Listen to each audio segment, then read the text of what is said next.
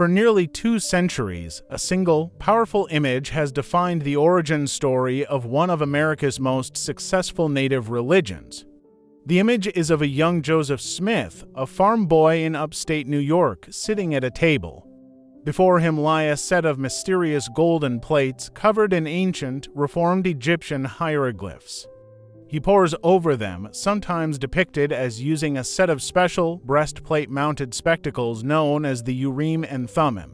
He dictates, and his scribe Oliver Cowdery or Martin Harris writes furiously, translating the ancient record that would become the Book of Mormon, the foundational text of the Church of Jesus Christ of Latter-day Saints.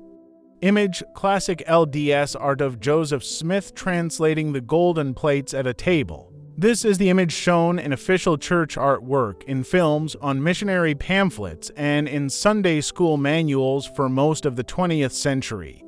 It is a scene of scholarly, almost rabbinic study and divine revelation. But what if I told you that this familiar image is not what the primary, closest eyewitnesses to the translation actually described? What if I told you that the historical accounts, including those from Joseph Smith's own wife and his closest scribes, describe a process that is far stranger, more mystical, and, for many, deeply more troubling? A process that didn't involve Smith looking at the plates at all. A process that instead involved a seer stone, a rock he had previously used for folk magic and treasure hunting, which he would place into a common stovepipe hat, bury his face in the darkness, and then dictate the words that appeared. This is the other story of the Book of Mormon's translation. A story that was downplayed, hidden, and officially denied by the LDS Church for over a century before a recent, stunning reversal. Today, we are looking past the official artwork to uncover the complex, messy, and fascinating historical story of the translation. What really happened in that room, and why does this seer stone in the hat narrative fundamentally change the debate about Mormonism's origins? The seer stone in the hat, the real and surprising story of the Book of Mormon's translation. The eyewitnesses versus the official art. The traditional narrative of the translation, where Joseph Smith pores over the plates with the spectacles, is not a complete invention. It's based, in part, on Smith's own accounts in The Pearl of Great Price, where he describes finding the spectacles, which he would later call the Urim and Thummim, buried with the plates. However, when we turn to the primary, sworn eyewitness accounts from the people who were actually in the room as the translation happened, a different and very consistent picture emerges. These scribes, who were recording the words as Smith spoke them, tell a different story. 1. Emma Smith, Joseph's wife. Emma, who acted as a scribe early on, was interviewed late in her life. She was asked if Joseph read from the plates or the spectacles. She said, he had neither ... he had a small, dark-colored stone. I will describe the way he translated. He sat with his face buried in his hat with the stone in it and dictated our after-hour with nothing between us. 2. Martin Harris, scribe and financier. Harris, who financed the Book of Mormon's printing and was one of the 3 witnesses who claimed to have seen the plates, described the same process.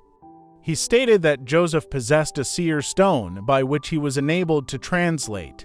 He used this stone in the following manner. He placed the stone in a hat or other dark enclosure, drew his face closely over it so as to exclude the light, and in the darkness ... was enabled to see as it were in writing. 3. David Whitmer, scribe and witness. Whitmer, at whose home much of the translation took place, was perhaps the most insistent and detailed. He wrote in 1887, Joseph Smith would put the seer stone into a hat and put his face in the hat, drawing it closely around his face to exclude the light. And in the darkness the spiritual light would shine. A piece of something resembling parchment would appear, and on it would appear the writing, and under it appeared the interpretation in English. Brother Joseph would read off the English to Oliver Cowdery, who was his principal scribe, and when it was written down, the writing would disappear, and another character with the interpretation would appear. This testimony from the closest witnesses is unanimous. The golden plates themselves, while perhaps in the room, were reportedly not being directly consulted.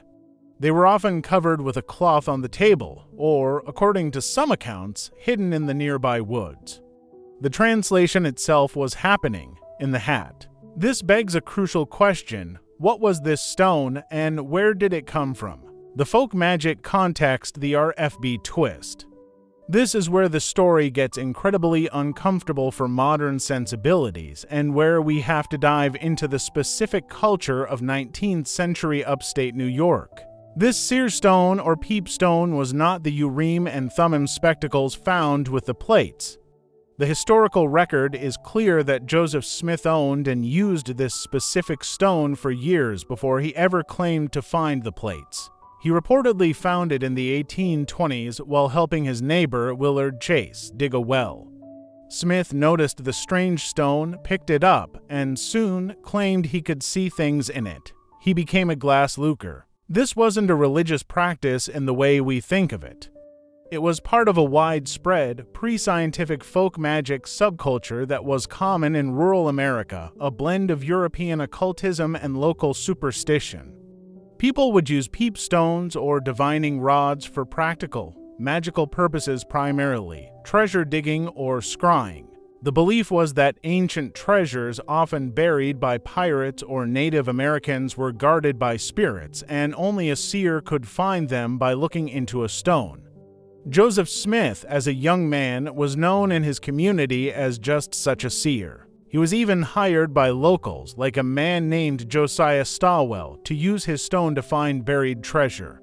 In 1826, Joseph Smith was even brought to trial in South Bainbridge, New York, on a charge of being a disorderly person, a vagrant pretending to have skill in finding lost goods. This is the crucial historical context. The man who founded Mormonism was, by his own admission and the testimony of his neighbors, a practitioner of 19th century folk magic, a glass looker for hire. So, when he later claimed to receive a divine commission to translate an ancient book, he didn't invent a new method. He didn't just use the Urim and Thummim. He appears to have reverted to the method he already knew and trusted. He used his old treasure-digging stone, placed in a hat to block the light, to see the translation. The Great Reckoning, the Church confronts its history. For most of the 20th century, this stone in the hat story was an enormous problem for the LDS Church. It sounded, well, magical. It sounded occult. It sounded like the 19th century conman accusations that the church's enemies had been leveling for over 100 years. The official artwork, sermons, and manuals almost exclusively showed the more scholarly image of Joseph Smith poring over the plates. The seer stone in the hat story was actively suppressed, downplayed, or dismissed as anti-Mormon lies. Many, if not most, rank-and-file Mormons growing up in the 20th century had never even heard of it. Then came the internet. Starting in the 2000s, this information, which had always been available in dusty historical journals, became instantly accessible. Skeptical websites and, most famously, the 2003 South Park episode All About Mormons, which shockingly and accurately depicted the stone-in-the-hat method, brought this secret history to a new generation. This created a massive crisis of faith for many believers who felt they had been lied to. In response, the LDS Church made a historic, seismic pivot. It moved from a position of denial to one of radical transparency. Between 2013 and 2015, the church published a series of essays on its official website called the Gospel Topics Essays. These essays, for the first time, openly and officially acknowledged this complex history. One essay, Book of Mormon Translation, states plainly, the historical record shows that Joseph Smith used instruments to translate. The first instrument, which historians call the Urim and Thummim, consisted of two clear stones. The other instrument, which Joseph Smith had discovered in the ground years before, was a small, oval stone or seer stone. Joseph placed either the interpreter's or the seer stone in a hat, pressed his face into the hat to block out extraneous light, and read aloud the English words that appeared on the instrument. The church was, at last, owning its own history. In 2015, they went even further, publishing, for the first time in history, high-resolution photographs of the actual brown seer stone that Joseph Smith used, which had been kept in the church's first presidency vault for over a century. The cover-up was officially over. The modern reframing how to explain magic as religion. But this transparency created a new challenge: how to explain this folk magic practice in a way that is still divine. How do you make magic into religion? The modern LDS Church, in these essays and in talks by its leaders, has masterfully reframed the narrative. 1. Urim and Thummim as a generic term. First, they've broadened the definition of Urim and Thummim. They now argue that this is not just the name for the spectacles, but a descriptive category for any divine interpreting tool, prepared by God. Therefore, the seer stone was not a replacement for the Urim and Thummim, it was just another Urim and Thummim. 2.